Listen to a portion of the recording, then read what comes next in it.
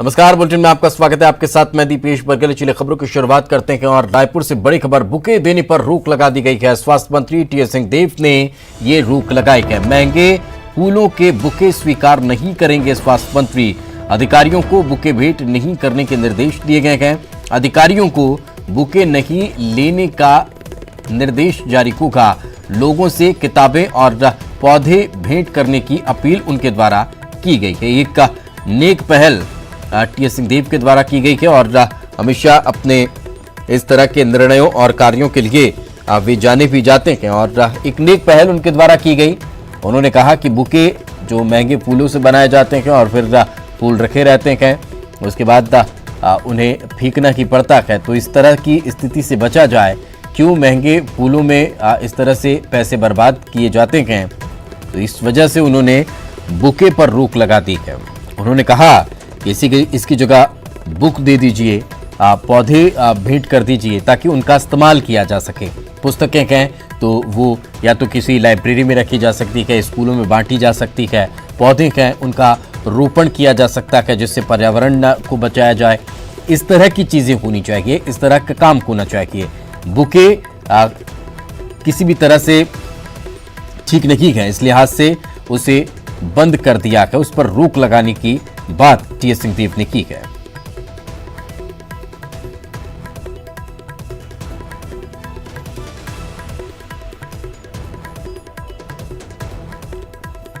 तो एक अच्छी और नेक पहल यहां पर स्वास्थ्य मंत्री टीएस सिंहदेव की देखने को मिली है। टीएस सिंहदेव ने एक नई पहल शुरू की है। उन्होंने अपने विभाग के अधिकारियों को साफ निर्देश दे दिए हैं कि किसी भी तरह से बुके स्वीकार नहीं होंगे।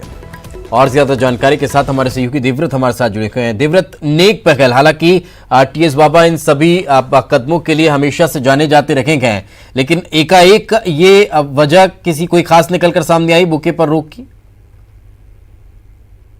जी, जिस तरह से हमारी बात स्वास्थ्य मंत्री के तमाम लोगों से हुई, उन्होंने बताया कि काफ़ी समय से स्वास्थ्य मंत्री टीएस सिंहदेव की ये मंशा थी कि बुके पर इस तरह से रोक लगा दिया जाए, क्योंकि जिस तरह से जितनी भी विभागीय बैठकें होती हैं इस दौरान तमाम अधिकारी जो होते हैं, इसके अलावा उनसे बंगले में जो मिलने वाले लोग होते हैं, सरकारी कर्मचारी कुछ लोग होते हैं, तो वो लोग जो स्वागत करते हैं स्वास्थ्य मंत्री का, वो बुके के जरिए ही करते हैं। और इसके अलावा जो स्वास्थ्य विभाग के अधिकारी हैं उनका भी स्वागत जो है वो बुके के जरिए ही होता है। तो उनकी मंशा पहले से थी कि इस पर रोक लगाया जाए, लेकिन इस पर अमल अब किया जा रहा है और इसके तहत अब जितने भी लोग उनसे मिलने के लिए उनके बंगले में पहुंचेंगे और या फिर किसी भी स्वास्थ्य विभाग के किसी कार्यक्रम में या फिर किसी भी मीटिंग में अगर वो जाते हैं तो वहां पर वो बुके स्वीकार नहीं करेंगे। इसके अलावा बदले उन्होंने किताबें या फिर पौधे जो है वो भेंट करने की अपील की है, क्योंकि जिस तरह से ये देखा जाता था कि रोजाना सैकड़ों की तादाद में महंगे फूलों के गुलदस्ते उन्हें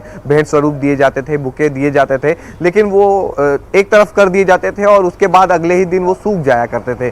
तो इससे काफी जो है नुकसान होता था और एक तरह से उसका कोई फायदा किसी को नहीं मिल पाता था। और इसलिए अब लोगों से एक तरह से स्वास्थ्य मंत्री ने ये अपील की है कि अगर उन्हें भेंट स्वरूप कुछ देना ही है तो किताबें दे, पौधे दे, ताकि उसका उपयोग कोई दूसरा कर सके या फिर ज्ञानवर्धक चीजें जो है वो लोगों तक पहुंचाई जा सके। तो इसको लेकर के अब बाकायदा अधिकारियों को निर्देश दिए गए हैं और साथ ही साथ अब एक नोटिफिकेशन जारी करने की भी तैयारी यहाँ पर चल रही है कि जो बुके हैं वो सरकारी कार्यक्रमों में उपयोग नहीं किए जाएं और जितने भी कार्यक्रम होते हैं उस दौरान पौधे या फिर किताबें जो है वो अतिथियों को भेंट। बिल्कुल, लेकिन देवव्रत, अब ये क्या जो पहल स्वास्थ्य मंत्री की तरफ से की गई है, ये विभागीय स्तर से हटकर और प्रादेशिक स्तर पर देखने को मिल सकती है? सरकार में अब इस पर कोई फैसला लिया जा सकता है?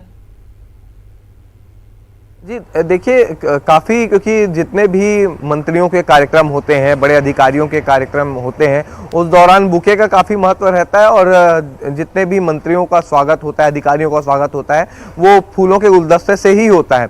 और ऐसे में सरकार इस पर कितना अमल करती है देखने वाली बात होगी, लेकिन इतना ज़रूर है कि स्वास्थ्य मंत्री की सादगी को लेकर के हमेशा चर्चाएँ होती रही हैं और जिस तरह से उनके करीबियों ने भी हमें ये बताया है कि जब उन्होंने शपथ ग्रहण किया था उस दौरान भी उनके घर में ढेर सारे बुके आए हुए थे और उस दौरान ही उनके दिमाग में उनके पहले से ही उनकी ये मंशा थी कि इस तरह से कोई कदम उठाया जाए ताकि जो बहुत सारे गुलदस्ते आते हैं उसकी जगह कोई ऐसी चीज़ें आए जिसका उपयोग दूसरे लोग भी कर सकें और साथ ही साथ वो लोगों के लिए उपयोगी भी साबित हो। तो ऐसे में अगर पौधे लाते हैं तो उनका कहीं वृक्षारोपण किया जा सकता है, हरियाली बिखेरी जा सकती है, लेकिन और वही किताबें दी जा सकती है तो किताबें वो दूसरों को भी भेंट कर सकते हैं अगर उन्होंने वो किताबें पढ़ी हुई है, ज्ञानवर्धक चीजें अगर आती है तो वो किसी और के लिए भी काम में आ सकती है। बिल्कुल, वाकई में, और एक सराहनीय पहल है। ऐसा कई नेता पहले भी करते आए हैं जो इस वक्त टीएस सिंहदेव की मंशा है और उन्होंने रोक लगाने की बात कही है। पूर्ववर्ती मध्य प्रदेश सरकार में शिक्षा राज्य मंत्री दीपक जोशी, उन्होंने भी यही पहल की थी और वो भी